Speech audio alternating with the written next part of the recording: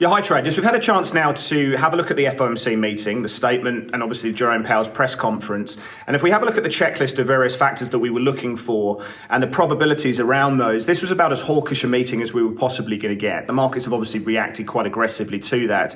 If you have a look at real rates, if you have a look at inflation adjusted 10-year and 5-year Treasury yields, they've moved up 15 and 20 basis points respectively, which is a significant move. And obviously that volatility has spilled over into FX markets. We've seen the dollar nicely bid on the back of that. That's always going to happen. If you have a look at euro dollar on the daily, you can see it's traded from 121 just above that level down into 120 the figure. We've seen Aussie dollar going 77.06 down to 76 the figure. Dollar yen's had a really nice move from 109.87 up to 110.67. And of course, gold prices are always going to struggle in that environment. We've seen gold down 2.5% on the session. That's been a really strong move down. Equities have fared pretty well, to be fair. If you're looking at this, I would have said that the Nasdaq would probably be down more because of what we've been seeing in the dollar and obviously real rates. That's not really been the case. We have seen stocks down, but probably not as much as we were looking for. And if you have a look at implied volatility in equity markets, we've only seen the VIX up about one vol on the back of that. So it's not been a collapse in terms of equity, but we've seen really big spillover from rates into FX volatility, gold, and crypto's down to an extent. But I think most of the selling took place going into the Fed meeting. It hasn't reacted too much. We'll have to see how Asia takes this going forward. And emerging markets as well. But the stage has certainly been set for what we're coining a winter or a northern summer of discontent.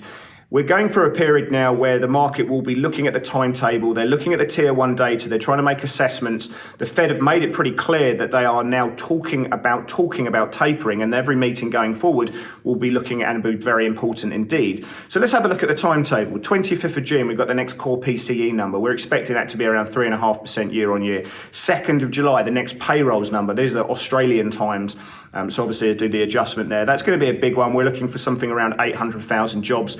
13th of July, we've got the next CPI print. 29th of July, the next FOMC meeting. And again, that's going to be something that could be quite big.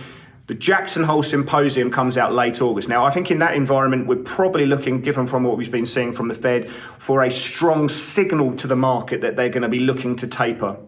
And I think that's really going to be a very big one. We're going to potentially see volatility kick up going into that meeting. And then the 23rd of September, where they'll make a formal announcement about tapering. Probably past that point, we're going to be talking about other factors, such as who's actually going to be the next chairman of the Fed. Is it going to be Jerome Powell? Is it going to be someone like Larry Summers? And again, that could be a volatility event in itself.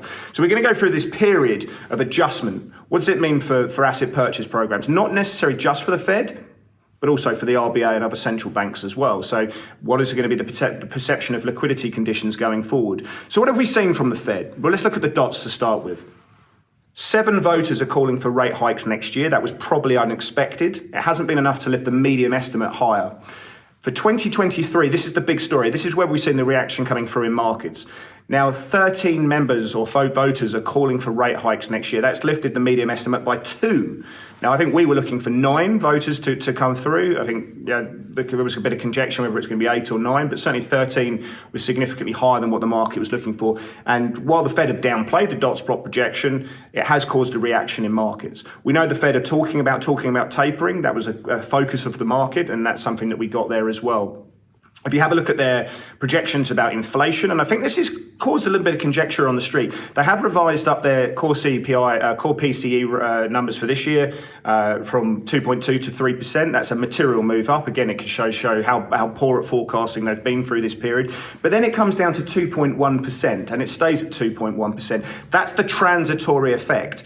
Now, a lot of people in the markets have said, well, why are you looking for 2 rate hikes in 2023 when inflation comes down to those levels? And that's something that we need to understand and work through going forward.